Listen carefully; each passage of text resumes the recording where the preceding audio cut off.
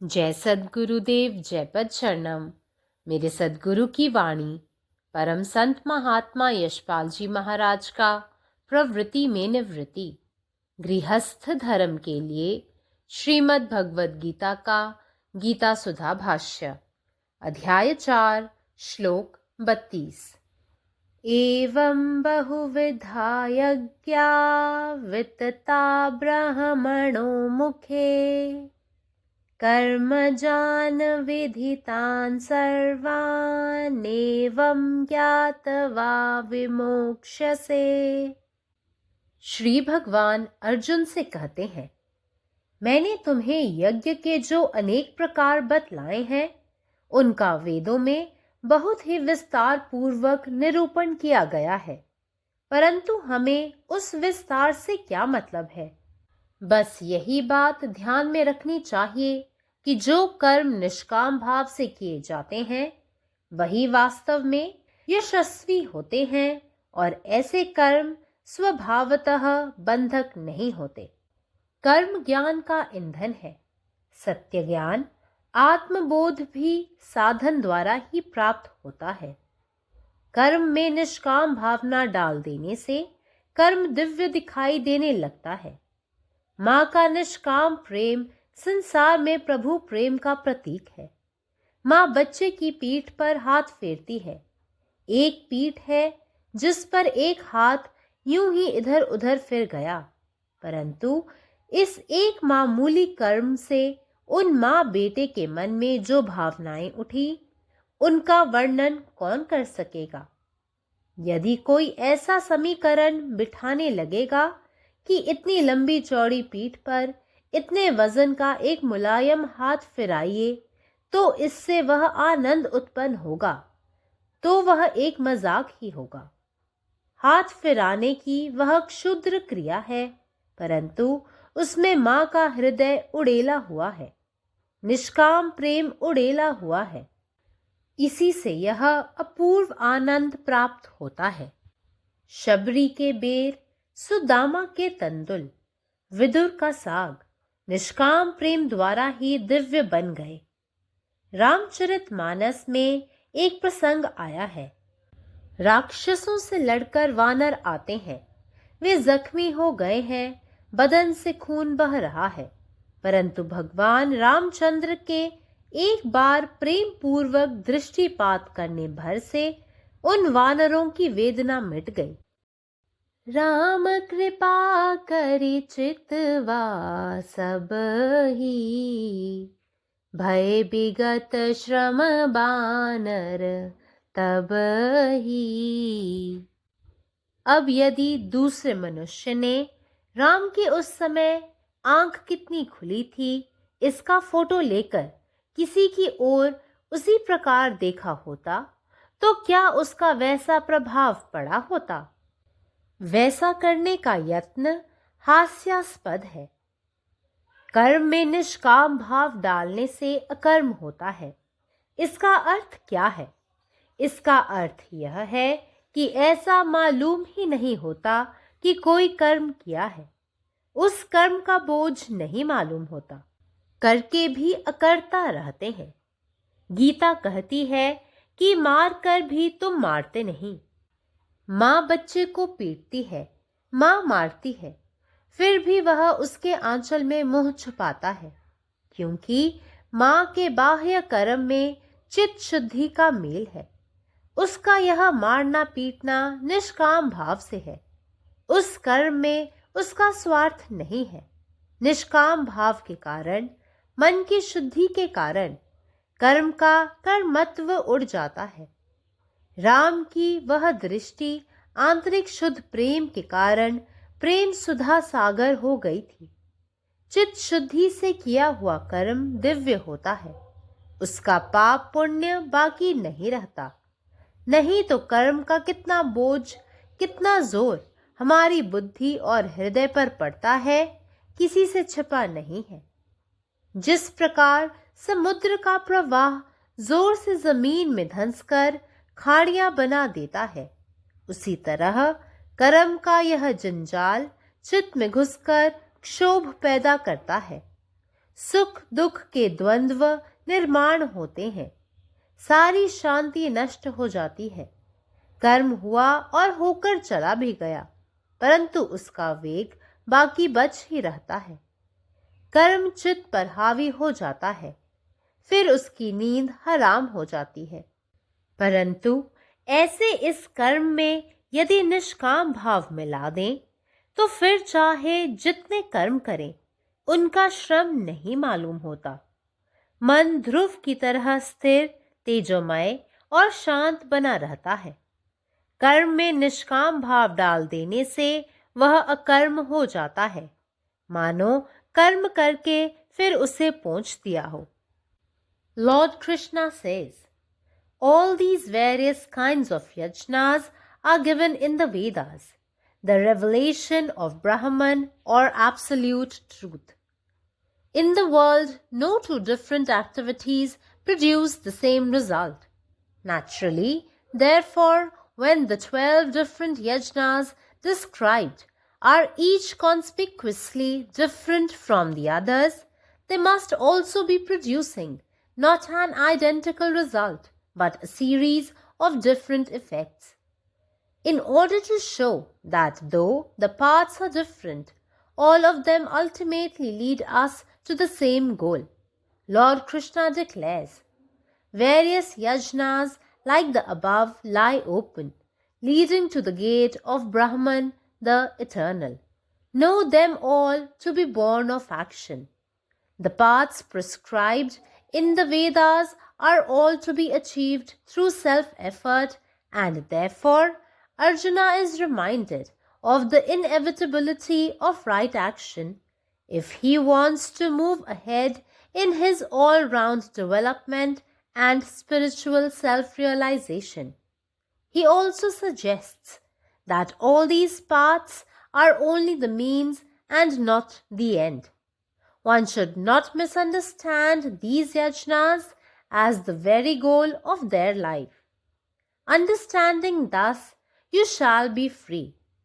Here the word understanding is not a mere intellectual apprehension, but a complete spiritual realization in a vivid subjective experience of the reality. Om. സദ്ഗുരുവിൻ്റെ സന്ദേശം അദ്ധ്യായം 4 ശ്ലോകം 32. ശ്രീകൃഷ്ണൻ അർജുനനോട് പറയുന്നു, ഞാൻ വിവിധതരം യാഗങ്ങൾ വേദങ്ങളിൽ വളരെ വിശദമായി വിവരിച്ചിട്ടുണ്ട്. എന്നാൽ ഈ വിശദാംശത്തിൻ്റെ അർത്ഥമെന്താണ്? സ്വാർത്ഥ ലക്ഷ്യമില്ലാതെ ചെയ്യുന്ന പ്രവൃത്തികൾ മാത്രമേ യഥാർത്ഥത്തിൽ വിജയകരമാകൂ എന്നും അത്തരം പ്രവൃത്തികൾ അന്തർലീനമായി ബന്ധിതമല്ലെന്നും നാം ഓർക്കണം. കർമ്മം അറിവിൻ്റെ ഇന്ധനമാണ്. യഥാർത്ഥ അറിവും ആത്മസാക്ഷാത്കാരവും ആത്മീയ പരിശീലനത്തിലൂടെയും കൈവരിക്കപ്പെടുന്നു. നിസ്വാർത്ഥ ഭക്തി പ്രവൃത്തിയിൽ സന്നിവേശിപ്പിക്കുന്നതിലൂടെ പ്രവൃത്തി ദിവ്യമായി കാണപ്പെടുന്നു. ഒരു അമ്മയുടെ നിസ്വാർത്ഥ സ്നേഹം ലോകത്തിലെ ദൈവസ്നേഹത്തിൻ്റെ പ്രതീകമാണ്. ഒരു അമ്മ തൻ്റെ കുഞ്ഞിൻ്റെ മുതുകിൽ തഴുകുന്നു.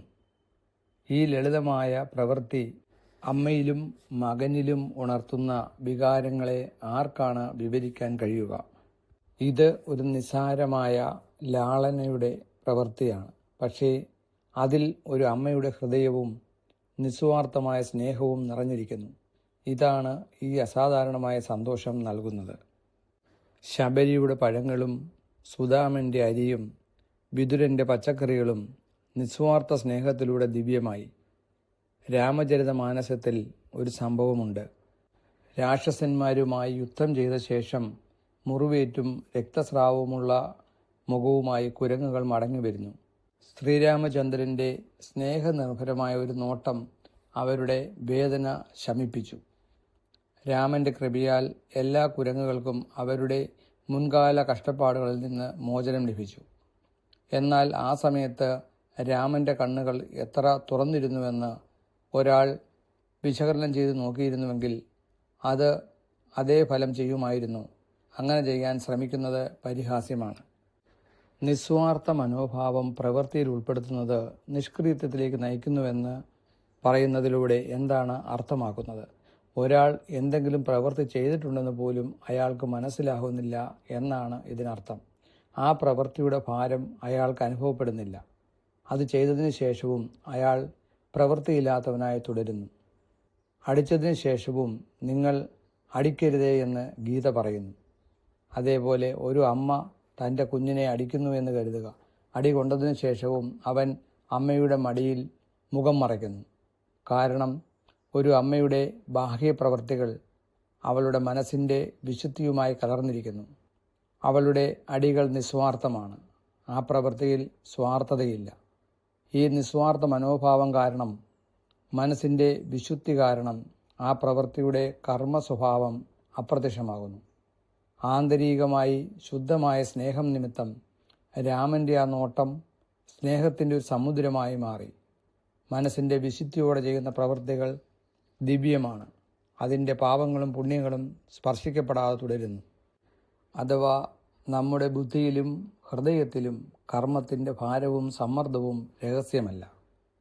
സമുദ്രത്തിൻ്റെ ഒഴുക്ക് ശക്തമായി ഭൂമിയിലേക്ക് ആഴ്ന്നിറങ്ങി ഗർത്തങ്ങൾ സൃഷ്ടിക്കുന്നത് പോലെ കർമ്മത്തിൻ്റെ കുരുക്ക് മനസ്സിൽ തുളച്ചു കയറുകയും അസ്വസ്ഥതകൾ ഉണ്ടാക്കുകയും ചെയ്യുന്നു. സന്തോഷത്തിൻ്റെയും ദുഃഖത്തിൻ്റെയും സംഘർഷങ്ങൾ ഉയർന്നു വരുന്നു. എല്ലാ സമാധാനവും നശിപ്പിക്കപ്പെടുന്നു. കർമ്മം കഴിഞ്ഞുപോയി, പക്ഷേ അതിൻ്റെ ശക്തി നിലനിൽക്കുന്നു. കർമ്മം മനസ്സിനെ ഭരിക്കുന്നു. തുടർന്ന് ഉറക്കം നഷ്ടപ്പെടുന്നു. എന്നാൽ ഈ കർമ്മത്തോടൊപ്പം നമ്മൾ നിസ്വാർത്ഥതയുടെ ഒരു ബോധം കൂടി ചേർത്താൽ എത്ര ജോലി ചെയ്താലും അത് ഒരു ശ്രമമായി തോന്നില്ല. മനസ്സ് ഒരു ദണ്ട് പോലെ സ്ഥിരവും പ്രകാശമാനവും ശാന്തവുമായി തുടരുന്നു. കർമ്മത്തിൽ നിസ്വാർത്ഥതയുടെ ഒരു ബോധം നിറയ്ക്കുന്നതിലൂടെ അത് നിഷ്ക്രിയത്വമായി മാറുന്നു. പ്രവൃത്തി ചെയ്തു കഴിഞ്ഞാൽ തുടച്ചു നീക്കപ്പെട്ടതുപോലെ. പരമാത്മാവ് നീ തന്നെ, നിന്റെ ഇഷ്ടം പൂർണ്ണമാകട്ടെ. ജയ് സദ്ഗുരുദേവ്, ജയ് പദശരണം. जय गुरुदेव, जय पदशरण. अध्याय 4 श्लोक 32. आणि सर्व प्रकारच्या यज्ञापासून मुक्त असलेल्या ब्राह्मणाद्वारे अनेक प्रकारचे यज्ञ केले जातात. भगवान श्रीकृष्ण अर्जुनाला म्हणतात, मी तुला सांगितलेल्या विविध प्रकारच्या यज्ञाचे वर्णन वेदांमध्ये खूप तपशीलवार केलेले आहे. पण त्या तपशिलीचा अर्थ काय? आपण हे लक्षात ठेवले पाहिजे की केवळ कोणत्याही स्वार्थ हेतूशिवाय केलेली कृती खरोखर यशस्वी होते आणि अशा कृती मूळतः बंधनकारक नसतात. कर्म हे ज्ञानाचे इंधन आहे. खरे ज्ञान आणि आत्मसाक्षात्कार देखील आध्यात्मिक अभ्यासाद्वारेच प्राप्त होतात. निस्वार्थ भक्तीला कृतीत ओतल्याने कृती दिव्य दिसते. आईचे निस्वार्थ प्रेम हे जगात ईश्वराच्या प्रेमाचे प्रतीक आहे. आई तिच्या मुलाच्या पाठीला हात लावते. एक पाठी आहे ज्यावर तिचा हात सहजपणे फिरतो. पण या साध्या कृतीने आई आणि मुलामध्ये निर्माण झालेल्या भावनांचे वर्णन कोण करू शकेल? जर कोणी इतका वजन असलेला मऊ हात इतक्या अरुंद पाठीवर निर्माण होणाऱ्या आनंदाची तुलना करण्याचा प्रयत्न केला तर तो एक विनोदच होईल. हे एक प्रेमाचे एक फार क्षुल्लक कृत्य आहे, परंतु ते आईच्या हृदयाने आणि निस्वार्थ प्रेमाने भरलेले आहे. म्हणूनच यामुळेच हा असाधारण आनंद मिळतो. शबरीची बोरं, सुदाम्याचे पोहे आणि विदुराचे हिरवेगार निस्वार्थ प्रेमाने दिव्य झालेले भाजी. रामचरित मानसात एक घटना आहे. राक्षसांशी लढून जखमी होऊन आणि रक्तस्राव झाल्यानंतर माकडे परततात, परंतु भगवान श्री रामचंद्राच्या फक्त एका प्रेमळ नजरेने त्यांच्या वेदना कमी झाल्या. रामाच्या कृपेने सर्व माकडांना त्यांच्या भूतकाळातील त्रासापासून मुक्तता मिळाली. आता जर दुसऱ्या व्यक्तीने त्यावेळी रामाचे डोळे किती उघडे होते त्याचा फोटो काढला असता आणि त्याच प्रकारे एखाद्याकडे पाहिले असते तर त्याचाही असाच परिणाम झाला असता का? असे करण्याचा प्रयत्न करणे सुद्धा हास्यास्पद आहे. निस्वार्थ वृत्तीच्या कृतीत समावेश केल्याने निष्क्रियता येते. याचा काय अर्थ? याचा अर्थ असाच आहे की एखाद्याला कुठल्याही कृती केल्याचे कळत सुद्धा नाही. त्या कृतीचा भार जाणवत नाही. ती कृती केल्यानंतरही तो करताच राहतो. गीता म्हणते की मारहाण केल्यानंतरही तुम्ही मारत नाही. आई तिच्या मुलाला मारते, आई त्याला मारते, तरी तो स्वतःचा चेहरा तिच्याच मांडीवर लपवतो. कारण आईच्या बाह्य कृती मनाच्या शुद्धतेत मिसळलेल्या असतात. तिचे मारहाणसुद्धा निस्वार्थ असते. या कृतीत स्वार्थ नसतो. या निस्वार्थ वृत्तीमुळे, मनाच्या शुद्धतेमुळे कृतीचे कर्मस्वरूप नाहीसे होते. रामाची ती नजर आंतरिक शुद्ध प्रेमामुळे प्रेमाचा महासागर बनली. मनाच्या शुद्धतेने केलेले कर्म दिव्य आहे. त्याचे पाप आणि पुण्य अबाधित राहतात. अन्यथा आपल्या बुद्धी आणि हृदयाच्या कर्माचा भार आणि दबाव लपवून राहत नाही. ज्याप्रमाणे समुद्राचा प्रवाह जबरदस्तीने जमिनीत बुडतो आणि दरी निर्माण करतो, त्याचप्रमाणे कर्माचा हा गोंधळ मनामध्ये घुसतो आणि अशांतता निर्माण करतो. सुखदुःखाचे संघर्ष निर्माण होतात. सर्व शांती नष्ट होते. कर्म झाले आणि गेले, पण त्याची शक्ती तशीच राहते.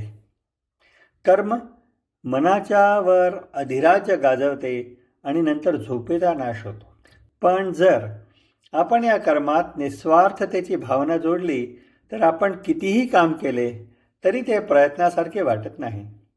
मन एका खांबासारखे स्थिर, तेजस्वी आणि शांत राहते.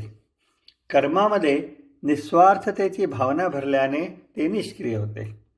जणू काही कृती केली गेली आहे, नंतर ती पुसून टाकली जाते. जय गुरुदेव. నా సద్గురు సందేశం గీతాసుధ పరసత్ మహాత్మా శ్రీ యశ్పాల్జీ మహారాజ్ వారిచే ప్రతిపాదించబడిన ప్రవృత్తిలో నివృత్తి గృహస్థ మార్గంలో గీతాభాష్యము అధ్యాయము 4 జ్ఞానయోగము శ్లోకం 32. యావం బహువిధా యజ్ఞ వితత బ్రాహ్మణో ముఖే కర్మజాన్ విద్యుతాన్ సర్వానేవం జ్ఞాత్వా విమోక్షసే. శ్రీకృష్ణ భగవానుడు అర్జునుడితో అనుచున్నాడు, నేను నీకు అనేక రకములైన యజ్ఞములను తెలియజేశాను.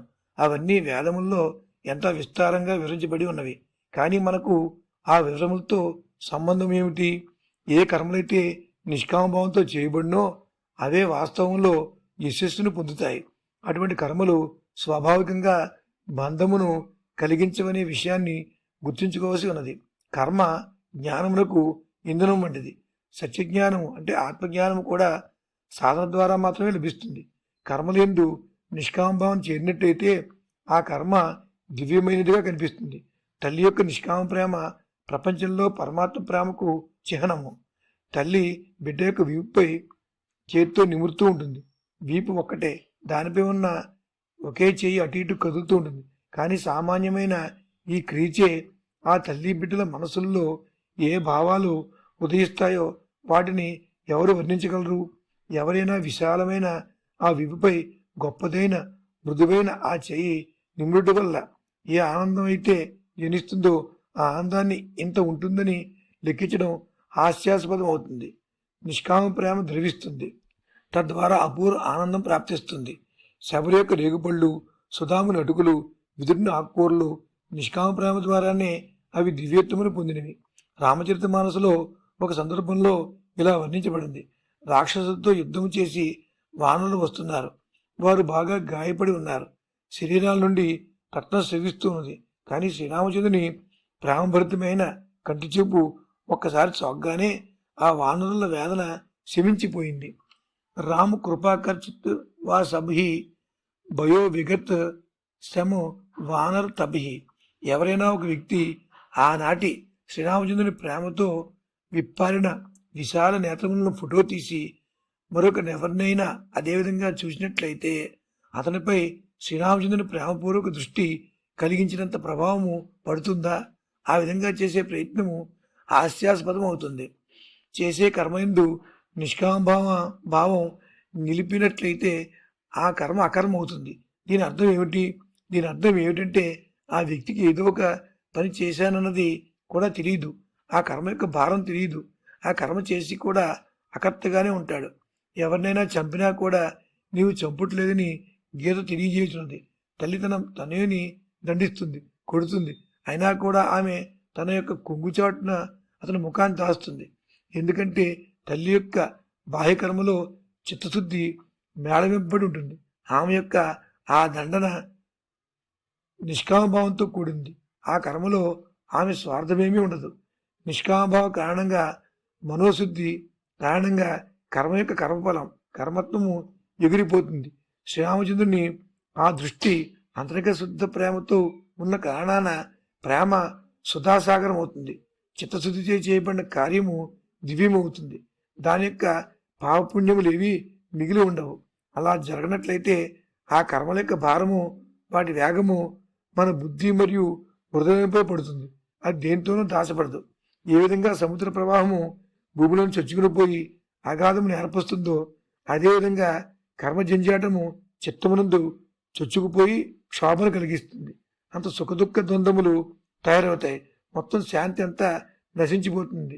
కర్మ జరిగి గతించిపోయింది కూడా, కానీ దాని వేగం మిగిలి ఉంటుంది. కర్మ చిత్తంపై వ్యాకులమును కలిగిస్తుంది. ఇక ఆ మనసుకు శాంతి కరువైపోతుంది. కానీ అటువంటి ఆ కర్మలో నిష్కామ భావన మేళవించినట్టయితే అప్పుడు ఎన్ని కర్మలు చేసినా శ్రమ అనేది తెలియదు. మనసు ధృవతార వలె స్థిరముగాను, తేజోమయముగాను, కాంతివంతముగాను ఉంటుంది. కర్మలందు నిష్కామ భావన జోడించినట్లయితే ఆ కర్మ అకర్మ అవుతుంది. కర్మ చేసినా దాన్ని తుడిచివేశామన్నమాట. పరమాత్మ నీవే ఉన్నావు, నీ ఇష్టమే నెరవేరాలి. జై సద్గురుదేవ్, జై ప్రసాద్. एवं बहुविधा यज्ञा वितता ब्रह्मणो मुखे कर्म जान विद्धि तान सर्वानेवं ज्ञात्वा विमोक्ष्यसे। श्री भगवान अर्जुन से कहलखिन, हम अहाँ के जतेक प्रकारक यज्ञक वर्णन केलहुँ ओकर विस्तार पूर्वक निरूपण वेद में भेटैत अछि। मुदा हे अर्जुन, ओहि वर्णन सँ हमरा अहाँ के कोन काज? मात्र एतबे गप अपन मोन में दृढ़ क लिअ जे कर्म निष्काम भाव सँ कयल जाइत अछि, ओहि कर्म में सहजे सिद्धि भेटैत अछि, आ ओ कर्म अपन स्वभावे सँ बंधन नहि होइत अछि। कर्म ज्ञानक ईंधन अछि। सत्य ज्ञान, आत्मबोध ई सब सेहो साधने के माध्यम सँ प्राप्त होइत अछि। जखन कर्म में निष्काम भावना जोड़ि देल जाइत अछि तखन ओ कर्म दिव्य बुझाइत अछि। एकटा माय के निष्काम प्रेम एहि संसार में प्रभु प्रेमक प्रतीक थिक। माय अपन बच्चाक पिठी पर हाथ फेरैत अछि। ई मात्र पिठी अछि, आ ओहि पर एकटा हाथ मात्र धीरे धीरे घूमि रहल अछि। मुदा एहि छोट कर्म सँ माय बेटा दुनू के मोन में जे भावना रूपी तरंग उठैत अछि तकर वर्णन के कऽ सकैत अछि। जे कोनो मूर्ख एहि प्रेमक समीकरण बनाबऽ लागि जाय, एतेटा के पिठी, एतेक ओजन के मुलायम हाथ फेर देल जाय तऽ एहि प्रकारक आनंद हैत, तऽ ई मूर्खता वाला गप भऽ जायत। हाथ फेरब ई तऽ क्षुद्र क्रिया थिक, मुदा ताहि क्रिया में माय के हृदय पड़ि जाइत अछि तऽ ओ निष्काम प्रेम ढारऽ लगैत अछि। एहि कारणे ओहि छोट सन कर्म सँ अपूर्व अवर्णनीय आनंद उठैत अछि। शबरी के बैर, सुदामा के तंदूल, विदुर के साग ई सब निष्काम प्रेमक प्रभाव सँ दिव्य भऽ गेल। रामचरितमानस में एकटा प्रसंग अछि। राक्षस सब सँ लड़ि कऽ बानर सब घुरि कऽ आबैत अछि। ओ सब घायल अछि, देह सँ रक्त बहि रहल अछि, मुदा भगवान रामचंद्र के मात्र एक बेर प्रेम पूर्वक दृष्टि पड़ैत देरी बानर सभक सबटा दुख दूर भऽ जाइत अछि। राम कृपा करि चितबा, भय विगत श्रम बानर सबहि। आब जँ कोनो दोसर मनुख भगवान राम के ओहि काल के आँखिक फोटो झीक लिया आ ठीक ओहि तरहे ककरो दिस ताकऽ लागय तऽ की ओहि दृष्टि में ओहने प्रभाव भऽ सकैत अछि? एहन करबाक चेष्टा तऽ मूर्खता अछि। कर्म में निष्काम भाव जोड़ि देला पर जे अकर्म कहायल जाइत अछि तकर माने की अछि? ओकर माने ई अछि जे कर्म भेला पर सेहो तकर कर्म भान नहि होइत अछि। जेना किछु काज केलहुँ मुदा भीतर एकर बोझ नहि हुए। कर्म करैतो अकर्ता छी। गीता स्पष्ट कहैत अछि, मारलहुँ तैयो नहि मारैत छी। माय अपना बच्चा के पीटैत अछि, मुदा बच्चा फेर ओकरे आँचर में मुँह नुका कऽ कानैत अछि, किएक तऽ माय के मार में स्वार्थ नहि, मात्र निष्काम स्नेह रहैत अछि। एहन कर्म में ने राग ने द्वेष ने फलक इच्छा रहैत अछि, तैं कर्मक कर्मत्व उड़ि जाइत अछि। आंतरिक शुद्ध प्रेम राम के ओहि दृष्टि के प्रेम रसक सागर बना देने छल। चित्त शुद्धि सँ कयल गेल कर्म दिव्य बनि जाइत अछि, तकर कोनो पाप पुण्य नहि बचल रहैत अछि। नहि तऽ सब दिनका कर्म के कतेक भार होइत अछि, आ ओकर कतेक भार बुद्धि पर हृदय पर पड़ैत अछि, ई तऽ सब बुझबे करैत छी। जै तरहे समुद्रक प्रवाह धरती के ढाई क खाड़ी सब बना दैत अछि, तहिना कर्मक ई जंजालो चित्त में पैसि जाइत अछि, आ ओहिमे तखन क्षोभ होइत अछि, सुख दुख के द्वंद्व ठाढ़ भऽ जाइत अछि, आ मोनक सबटा शांति नष्ट भऽ जाइत अछि। कर्म भेल, पूरा सेहो भेल, मुदा ओकर वेग, ओकर प्रभाव चित्त में रहिए जाइत अछि। कर्म चित्त पर चढ़ि जाइत अछि, आ ओहि के पाछू मनुखक नींद हराम भऽ जाइत अछि। मुदा एहन कर्म में जँ निष्काम भाव मिला देल जाय तऽ फेर जतेक कर्म कयल जाय ओकर भार नहि बुझाइत अछि। मौन ध्रुव तारा जकाँ अचल, उज्ज्वल आ शांत बनल रहैत अछि। कर्म में जँ निष्कामता जोड़ि देल गेल तऽ ओ कर्म मानू अकर्म भऽ गेल, जेना कर्म कऽ कऽ ओकरा पोछि देल गेल हुए। अखिल भारतीय संत मत सत्संग, पंजीकृत दिल्ली, मुख्यालय B20 CC colony, Rana Pratap Bagh के सामने, दिल्ली। सत्संग आश्रम संत यशरूप तपोभूमि परिसर, अनंगपुर, जिला फरीदाबाद, हरियाणा।